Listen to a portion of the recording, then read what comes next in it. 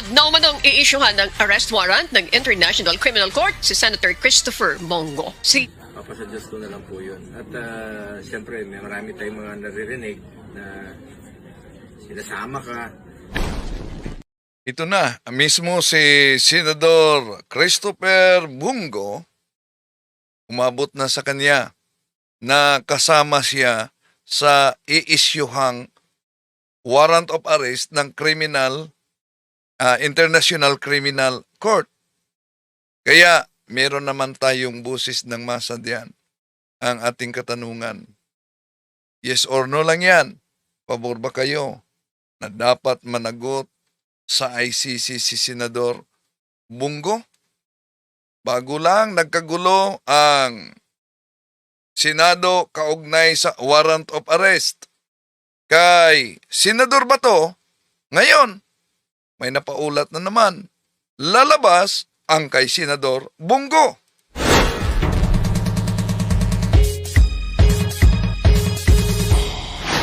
Kumusta? Welcome. Ito yung lingkod, Brindel Talibong, muli magkasama ninyo sa pagkakataong ito. At muli, inanyayahan natin ang ating mga suking taga-subaybay. Huwag kalimutang pindutin ang like sa ating live. At huwag ding kalimutang mag-subscribe sa mga bago pa lang. At pindutin ang bell button para updated kayo, mag-comment at i-share ninyo.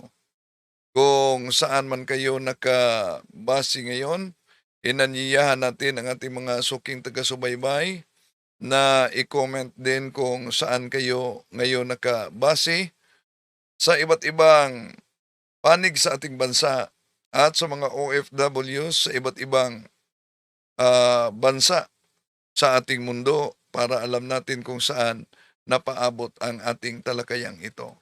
Kumusta sa lahat at ibang suking taga-subaybay? Litin natin, meron tayong busis ng masa, katanungan, pabor ba kayo na dapat ding managot sa ICC si Senador Bongo sa kasong crimes against humanity as co-perpetrator? Sa ngayon, ang yes, 88%, no, 12% sa ating busis ng masa.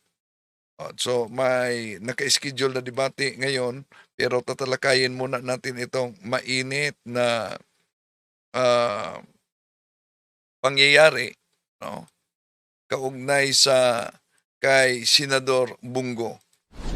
Sunod na umanong i-issuehan ng arrest warrant ng International Criminal Court si Senator Christopher Bongo. Si Senator Go ay sinasabing kabilang umano sa mga sangkot sa extrajudicial killings. So kabilang siya sa naiulat na may warrant of arrest. Ang tanong, di ba kaya ito magiging katulad din ni Bato na magtatago rin? Ng Duterte administration. ICC. Pero ayon kay Bongo,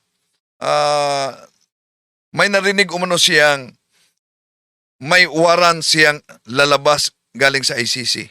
Pero di daw umano siya nagtatago dito. Daw ho mapasama rin ho kayo doon. Papasadyos ko na lang po yun.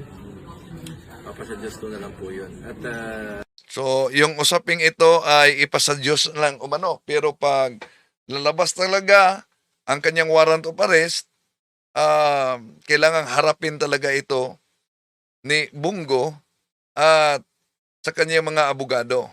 No?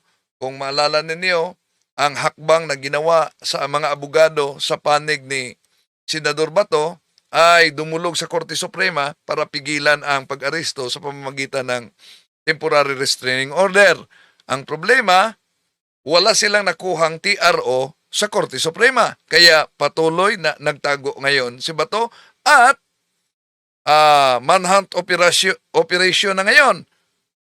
Nagsalita din si dating PNP Chief Nicolas Torre III na handa umano silang sasali sa manhunt operation kay Bato. Nako, okay, tuloy natin. siyempre, may marami tayong mga naririnig na sinasama ka.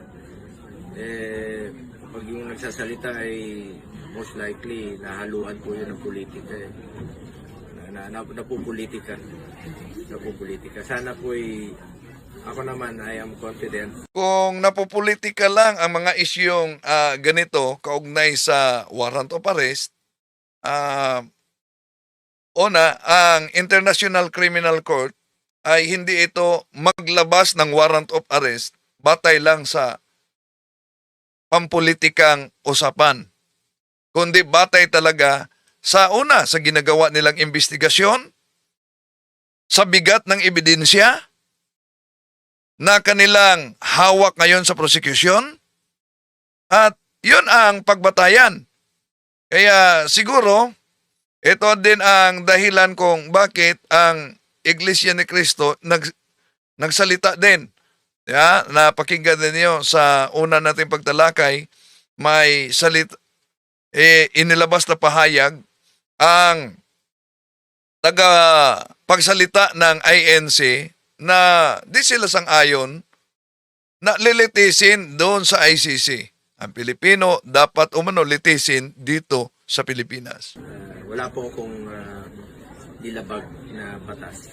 Sinusunod ko sa lahat ng naging trabaho ko, sinunod ko po ang batas ng ating bansa at batas na naayon po sa ating Panginoon.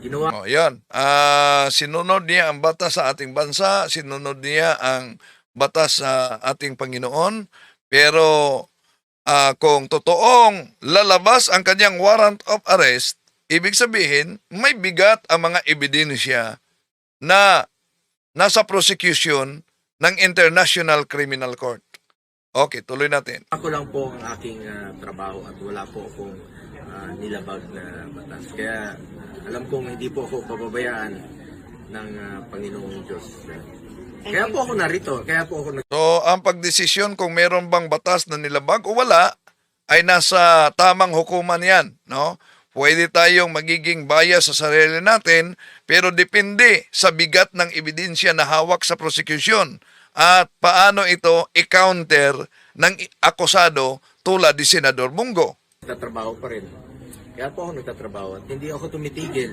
So ang pagkakaiba lang ni Senador Bungo, sabi niya nagtatrabaho.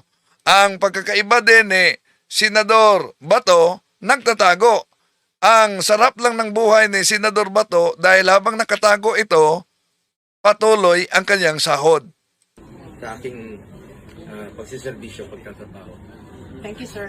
Thank you po. Salamat. Now it's a question of operational efficiency, timing, etc. And also yung sessions sa Senate. If sabihin natin by some magic he gets to the session, nagsimula ng Senate, what is it? Are we looking at the siege of the Senate? So it also matters ano yung mga negotiations potentially with the Senate leadership in terms of execution of this matter. But then again, I mean, from what I saw... At sinabi din ito sa isang eksperto sa political analyst na may nakita daw umano siya na mga pangalan sa lalabasan ng warrant of arrest.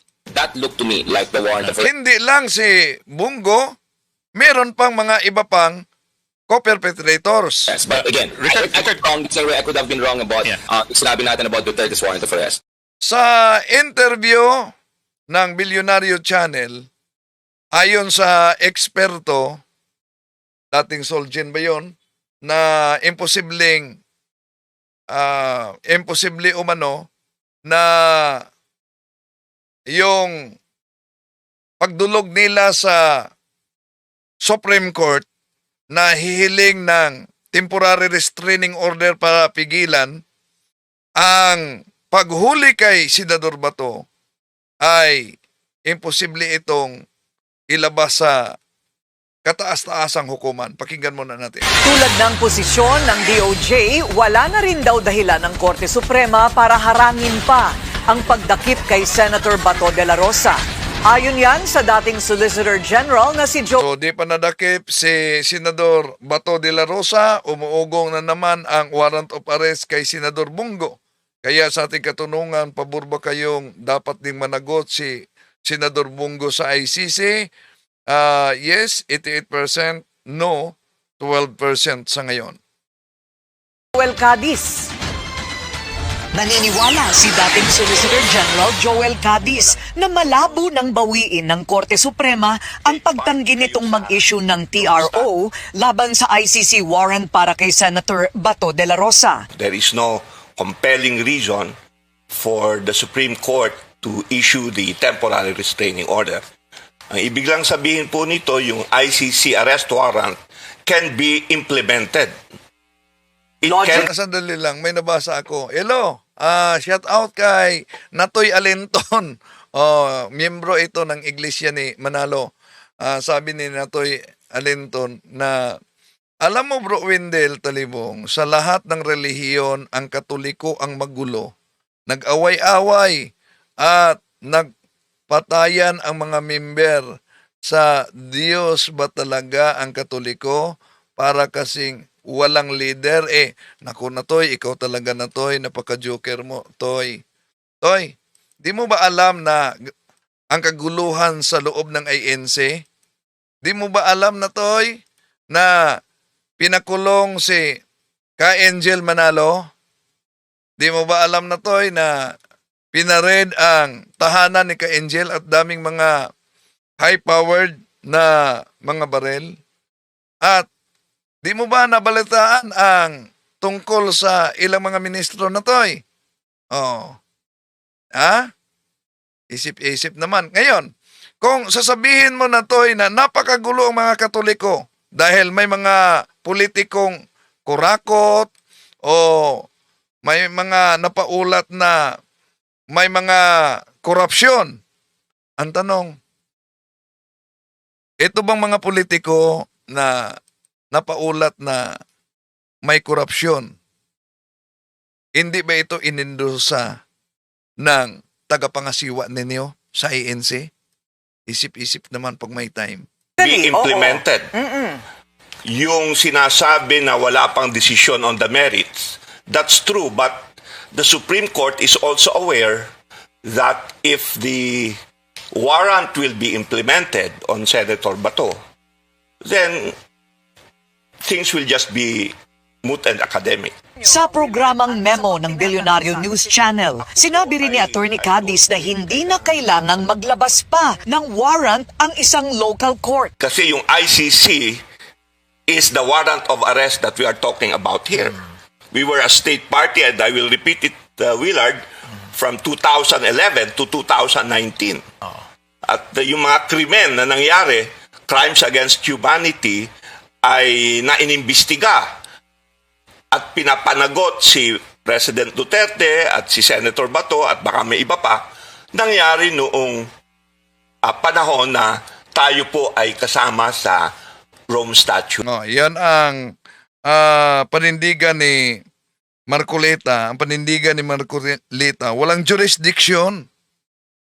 Imposible naman si Marcoleta, di niya alam yan. Walang jurisdiction ang ICC. Bakit? Dahil kumalas na umano ang ating bansa. Kumalas na noong taong 2019. Pero nasa Rome Statute yan. 127. Na kahit kumalas na, basta ang sandali Okay, sige. So, okay, tuloy natin. Kasi yun ang dinadahilan ng kampo ni Senator Nagtawag kasi si Bro Jando. Bato, ni Senate President Alan Cayetano, kailangan daw may papel ang local court. Hindi po totoo yun. Hindi totoo yun. Ganun po. That is not true. Tingin naman ni Attorney Cadiz, posibleng makalusot sina Senate President Alan Peter Cayetano at Senator Robin Padilla sa umano'y papel nila sa pagtakas ni De La Rosa dahil wala pa namang inilalabas na desisyon ng Korte Suprema noong mga panahong iyon. Bagamat may separate at concurring opinions ang Korte Suprema, inaasahan ni Attorney Cadiz na ilalabas. So ulitin natin, nagsimula na ang punto por punto kasi ang busis ng masa natin, pabor ba kayo dapat ibanagot sa ICC si Senador Bongo? I am